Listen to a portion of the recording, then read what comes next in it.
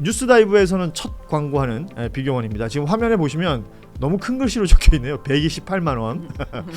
자, 3년 이상 같은 인터넷 통신사 사용 중이라면 비교원 한번 생각해 보시기 바랍니다. 뭐 대부분의 약정 서비스로 뭐 인터넷, TV, 정수기 렌탈 등등을 쓰실 텐데 약정이 다 된 상황에서도 유지하고 계시다면 갈아타면 이 비교원을 통해서 갈아타면 그만큼의 혜택이 있습니다. 인터넷 TV 신규 가입 시에는 48만 원, 휴대폰 구입 시에는 최대 50만 원, 정수기 렌탈 시에는 최대 30만 원, 이렇게 해서 도합 최대 128만 원까지 혜택이 가능합니다. 또 본인이 가입하고 지인 추천을 하시면 한 명당 4만 원씩 이마트 상품권을 주신다 그래요. 근데 2명 하면 8만 원, 3명 하면 12만 원 쭉쭉 올라가는 거죠. 보안 사고가 지금까지 한 건도 없었던 비교원이고요. 8억 원 보증보험 가입으로 믿을 수 있는 비교원입니다. 인터넷, TV, 또 휴대폰, 정수기 비교원에서 함께 하시면 좋겠습니다. 전화번호는 1670-2571 상담이 가능하고요. 고정 댓글 또 네이버에서 비교원 검색 후에 상담하시면 되겠습니다.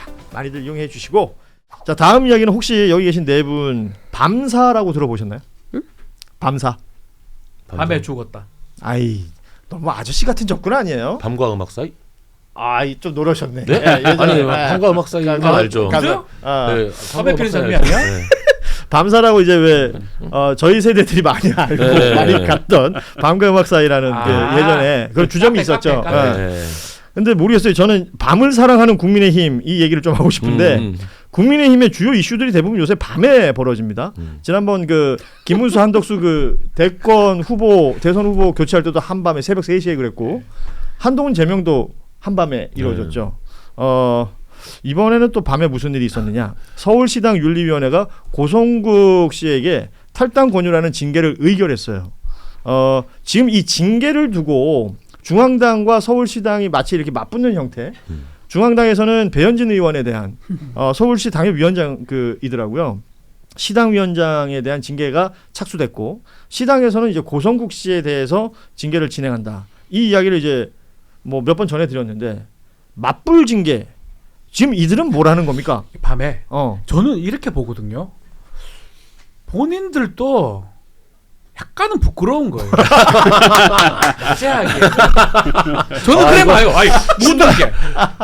너무 지금 밤에 하잖아요. 백주대 낮에 맨정신에 하기에는 백주대 낮에 우리가 모여가지고 심의하기에는 그것도 아니다 싶으니까 야, 밤에 모여가지고 고성국이든 뭐든 징계해보자. 그런 게 아니고는 정상적인 정당에서, 저도 이제 우리 김 변호사님도 그렇고 심의 같은 걸 해요. 대부분 오전이나 2시, 10시 하면 2시예요. 그럼요. 당연히 밤에 누가 새벽 2시 하지 않아요. 새벽 2시 자꾸 하잖아요. 우리 다 부끄러우니까 몰래 모여서 하자, 이런 느낌을 저는 받아요. 그렇게 되는 겁니까? 신기합니다. 엄청 신기합니다.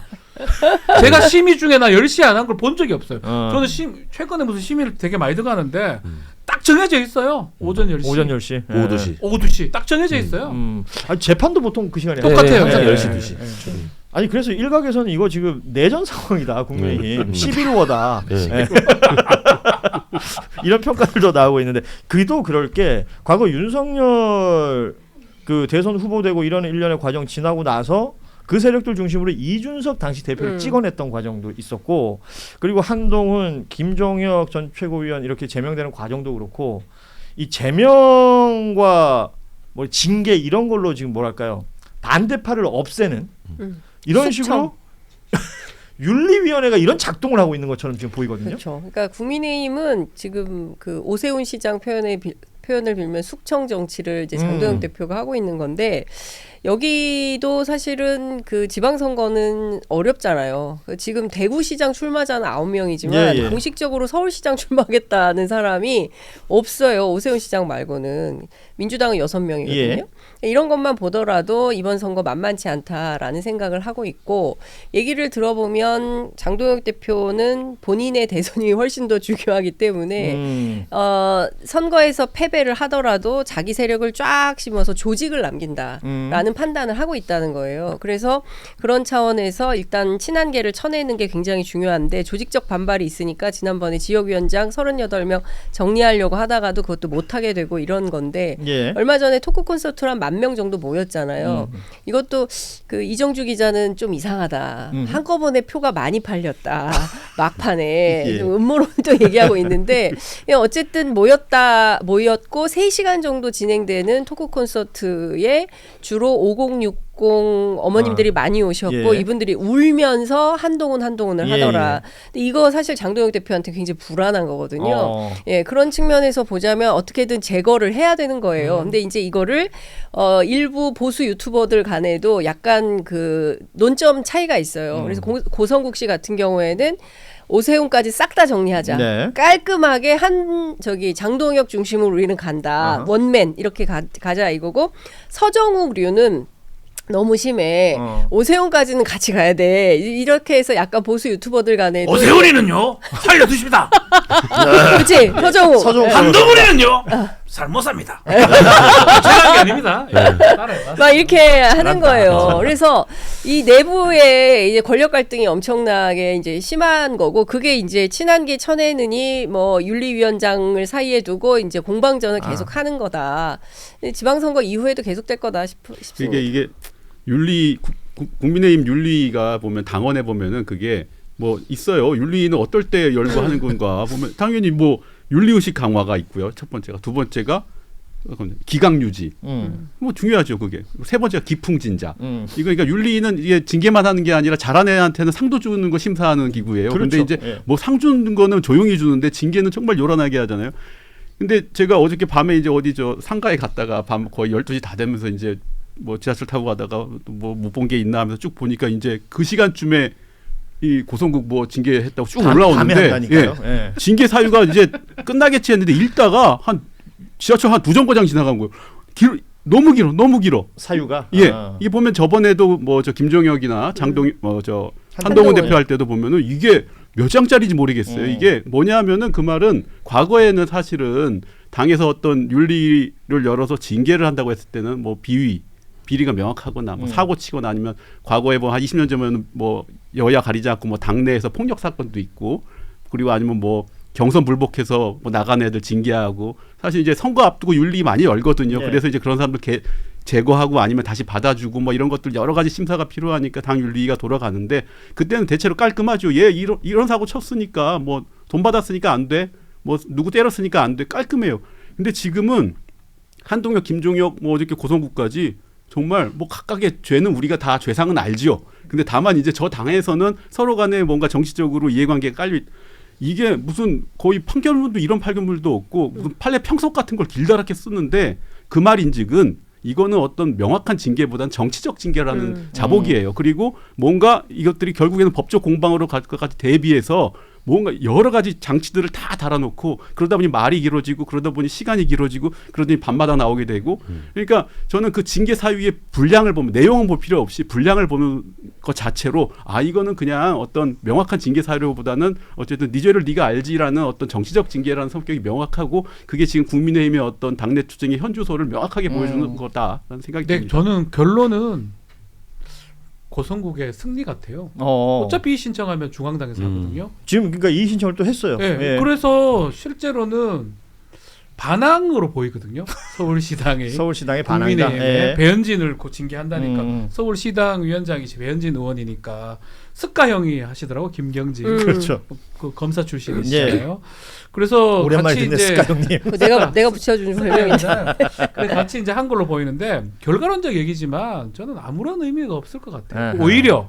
오히려 저는 고성국 씨의 눈빛을 아니 코털을 건드린 것 같습니다. 오히려 박살날 것 같아요. 예. 제가 예상컨대는 역공이 있을 것이다. 고성국의 완성이 될 것이다. 한번 보십시오. 근데 고성국 씨가 완성한다는 얘기는 결국 국민의힘은 해산 수순으로 간다는 건데요. 제가 예. 제가 바란 건가 그거. 그건 아닌데요. 국민의힘이 정말 극우 정당으로 쪼그라든다는 뜻이잖아요. 예. 그 자체가. 예. 이게 지금 보면 국민의힘도 지방선거 관련된 이슈들을 얘기를 해야 될 타이밍일 텐데 나오는 이야기 중에 몇 가지만 좀 전해드리겠습니다. 김민수 최고위원이 유튜브에 나와서 윤 어게인으로 지방선거 이길 수 없다라는 발언을 했어요. 그랬더니 이제 전한길 씨가 김민수 최고위원이 지방선거 승리에 위해서 지상과제라고 하면서 지방선거가 지상과제다.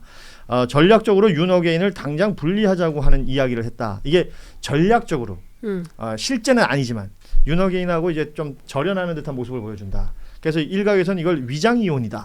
뭐 이런 표현도 지금 하던데요. 김민수 최고위원 발언 중에 제가 되게 인상적이었던 게 있어요.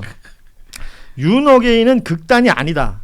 대한민국의 보편적 국민이고 중도다. 언론과 제도권이 이들을 극단으로 몰아세운다. 이렇게 표현했는데 그러면 김민수 최고가 말하는 중도의 관심사는 무엇이냐?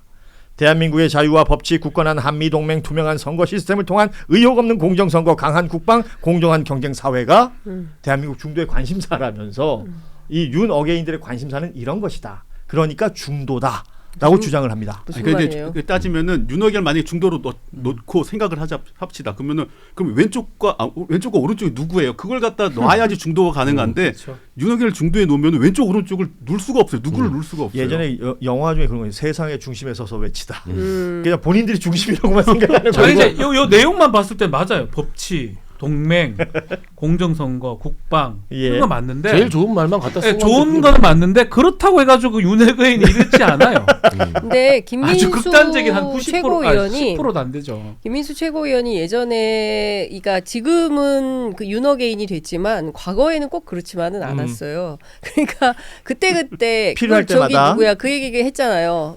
그 원주 지역구 국회의원이 박정하 의원. 변검술 중국에 얘기했잖아요. 병건 그렇습니다. 같다고. 근데 예. 국민의힘에 그런 류들이 많습니다. 조정훈 의원도 그런 캐릭터고. 예. 그러니까 민주당에서 공천 준다 그러면 민주당 가는 거고 국민의힘에서 공천 준다 그러면 그 당 가고 이런 분들이에요. 그래서 제가 보기에는 김민수 최고의 발언에 그렇게 큰 의미를 부여할 것은 아니다. 중요한 건 저는 전한길의 주장이라고 생각을 하고 또 한 측면에서는 국민의힘 취재함에 어떤 얘기가 많이 들리냐면 장동혁 대표는 전한길류의 극우 세력과 절대로 헤어질 수가 없다. 왜?